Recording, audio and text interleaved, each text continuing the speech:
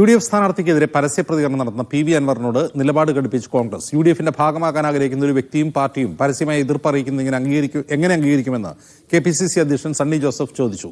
UDF നിലപാടുമായി യോജിക്കാൻ അൻവറിന് കഴിയണമെന്നും സണ്ണി ജോസഫ് പറഞ്ഞു. UDF സ്ഥാനാർത്ഥിക്ക് പിന്തുണ പ്രഖ്യാപിക്കുകയാണ് അൻവർ ആദ്യം ചെയ്യേണ്ടതെന്ന് K മുരളീധരനും പ്രതികരിച്ചു. ഇതിനിടയിൽ അനുനയ ചർച്ച തുടരുന്നുണ്ട്. ചർച്ച തുടരുമെന്ന് UDF കൺവീനർ അടൂർ പ്രകാശ് മീഡിയയോട് പറഞ്ഞു.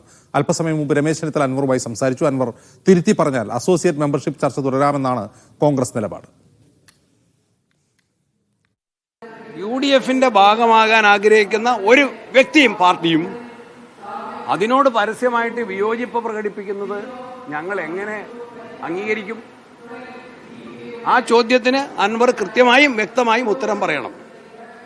പിന്നെ കോൺഗ്രസ് നേതൃത്വം ഈ കാര്യത്തിൽ ആലോചിച്ച് തന്നെയാണ്, UDF നേതൃത്വം ആലോചിച്ച് തന്നെയാണ് ഇലക്ഷന്റെ മുന്നൊരുക്കങ്ങളും നയ പ്രവർത്തന പരിപാടികളുമായിട്ട് മുന്നോട്ട് പോകുന്നത്.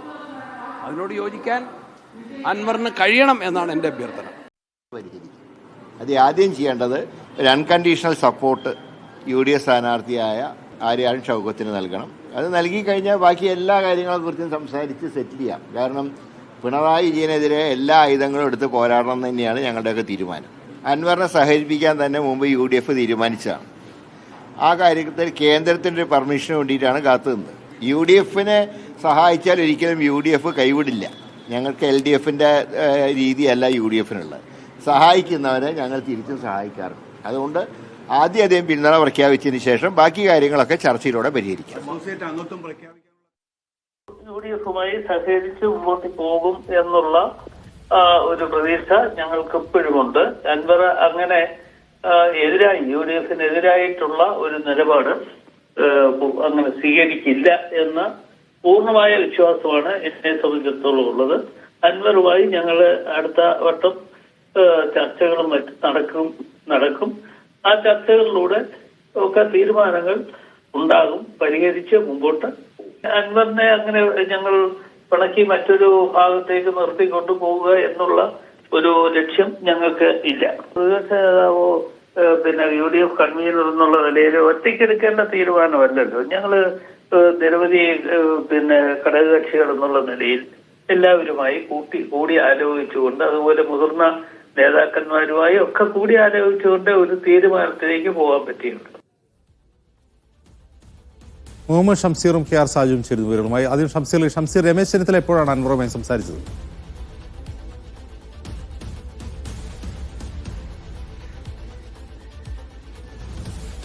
അജിംസ്, രമേശ് ചെന്നിത്തല പലപ്പോഴായി അൻവറുമായി സംസാരിച്ചിട്ടുണ്ട് എന്നാണ് PV അൻവർ പറയുന്നത്. എപ്പോഴാണ് സംസാരിച്ചതെന്ന് PV അൻവർ വ്യക്തമാക്കുന്നില്ല. എന്നാൽ നിരന്തരം രമേശ് ചെന്നിത്തല തന്നോട് സംസാരിക്കുന്നുണ്ട് എന്ന് PV അൻവർ പറയുന്നു. ഈ രമേശ് ചെന്നിത്തല സംസാരിക്കുന്നുണ്ട് എന്ന് PV അൻവർ പറയുന്നത് അത് VD സതീശനിട്ടൊരു അടി കൊടുക്കുക എന്ന ഉദ്ദേശത്തോടു കൂടിയാണ്. ചെന്നിത്തലയുടെ കാര്യം മാത്രമല്ല, PK കുഞ്ഞാലിക്കുട്ടിയുടെ തന്നോടുള്ള സമീപനവും PV അൻവർ പറയുന്നുണ്ട്. താങ്കൾ ഒറ്റയ്ക്ക് പോകേണ്ടയാളല്ല എന്ന് PK കുഞ്ഞാലിക്കുട്ടിയും തന്നോട് പറഞ്ഞു എന്ന് PV അൻവർ പറയുന്നു. സാദിഖ് അലി തങ്ങളും തന്നോട് സംസാരിച്ചിരുന്നു എന്ന് പറയുന്നു. അതേസമയം തന്നെ K കരുണാകരനും മാണിസാറും ഉള്ളപ്പോൾ ഇങ്ങനെയായിരുന്നുള്ള സമീപനമെന്നും ഒക്കെ പറയുന്നു. അപ്പോൾ ഇത് VD സതീശനിലേക്ക് തന്നെ പിൻ പോയിന്റ് ചെയ്തുള്ള ഒരു പ്രതികരണത്തിലേക്കാണ് PV അൻവർ ഇന്ന് പോയത്.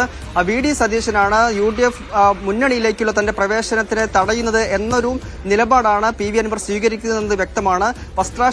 വസ്ത്രാക്ഷേപം നടത്തി തെരുവിലേക്ക് ഇറക്കി തന്റെ മുഖത്തേക്ക് ചെളിവാരി എറിയുന്ന സമീപനമാണ് ഇപ്പോൾ സ്വീകരിക്കുന്നതെന്നും VD സതീശനെ ഉന്നം വെച്ച് PV അൻവർ പറഞ്ഞു വെക്കുകയാണ്.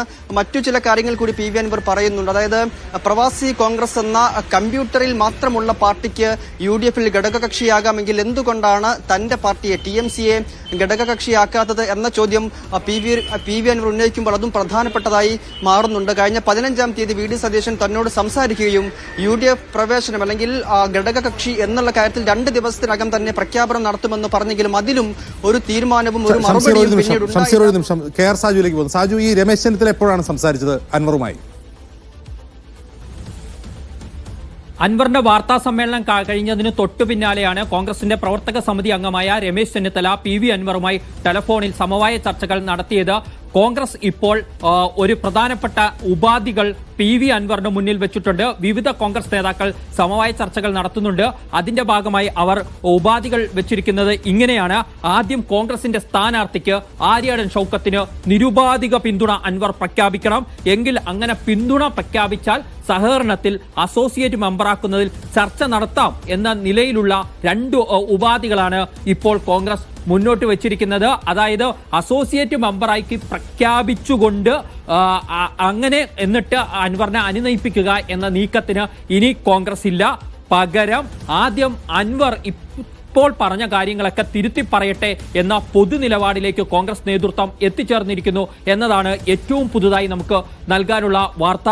അതായത് ആദ്യം നിരുപാധികമായി ആര്യാടൻ ഷൗക്കത്തിനുള്ള പിന്തുണ പ്രഖ്യാപിക്കണം PV അൻവർ. അങ്ങനെ പ്രഖ്യാപിച്ചതിന് ശേഷം UDFുമായുള്ള അൻവറിന്റെ സഹകരണത്തിൽ ചർച്ചയാകാം, അസോസിയേറ്റ് മെമ്പറാക്കുന്ന കാര്യത്തിൽ ചർച്ചയാകാം എന്ന ഉപാധിയാണ് ഇപ്പോൾ കോൺഗ്രസ് നേതൃത്വം മുന്നോട്ട് വെച്ചിരിക്കുന്നത്. അൻവറിന്റെ വാർത്താ സമ്മേളനത്തിലുള്ള അദ്ദേഹത്തിന്റെ പരാമർശങ്ങളിലുള്ള അതൃപ്തിയൊക്കെ വിവിധ നേതാക്കൾ PV അൻവറുമായി ഈ ഘട്ടത്തിൽ പങ്കുവെച്ചു കഴിഞ്ഞിരിക്കുന്നു. അൻവറുമായി സമവായ ചർച്ച ടെലിഫോണിൽ നടത്തിയിട്ടുള്ള രമേശ് ചെന്നിത്തല അല്പസമയത്തിനകം മാധ്യമങ്ങളെ കാണുന്നുണ്ട്. അദ്ദേഹം അത് സംബന്ധിച്ച് എന്തെങ്കിലും പറയുമോ എന്ന് നോക്കാം. ഇപ്പോൾ തന്നെ പരസ്യമായി കോൺഗ്രസിന്റെ നേതൃത്വം സണ്ണി ജോസഫ് നേരത്തെ പ്രഖ്യാപിച്ചിരുന്നു UDFിലേക്ക് വരാൻ ആഗ്രഹിക്കുന്ന ഒരാൾ UDFിനെ എങ്ങനെ പരസ്യമായി വിമർശിക്കും എന്നതടക്കമുള്ള ചോദ്യങ്ങൾ ഉന്നയിച്ചിരുന്നു. നേരത്തെ കെ മുരളീധരനും മാധ്യമങ്ങളോട് സംസാരിക്കുമ്പോൾ ആദ്യം UDFിനുള്ള പിന്തുണ PV അൻവർ പ്രഖ്യാപിക്കട്ടെ എന്ന കാര്യം പറഞ്ഞിരുന്നു. ഇത് കോൺഗ്രസിന്റെ ഒരു ഉപാധി വെക്കലാണ് ഇപ്പോൾ PV അൻവറിന്റെ മുന്നിലേക്ക് വെച്ചിരിക്കുന്നത്. ഒരു ഭാഗത്തൂടെ കോൺഗ്രസ് നേതാക്കൾ സമവായ ചർച്ച നടത്തുന്നുണ്ട്. അതിന്റെ സൂചനകൾ നമ്മളോട് നേരത്തെ സംസാരിക്കുമ്പോൾ UDFിന്റെ കൺവീനർ അടൂർ പ്രകാശ് അടക്കമുള്ളവർ നൽകിയതാണ്. അതിനുള്ള ഏറ്റവും പ്രധാനപ്പെട്ട കാരണം പിണറായി വിജയനെതിരായ വിധിയെഴുത്തിയായി നിലമ്പൂർ തെരഞ്ഞെടുപ്പിനെ മാറ്റണം എന്ന് കോൺഗ്രസ് ആഗ്രഹിക്കുന്നു.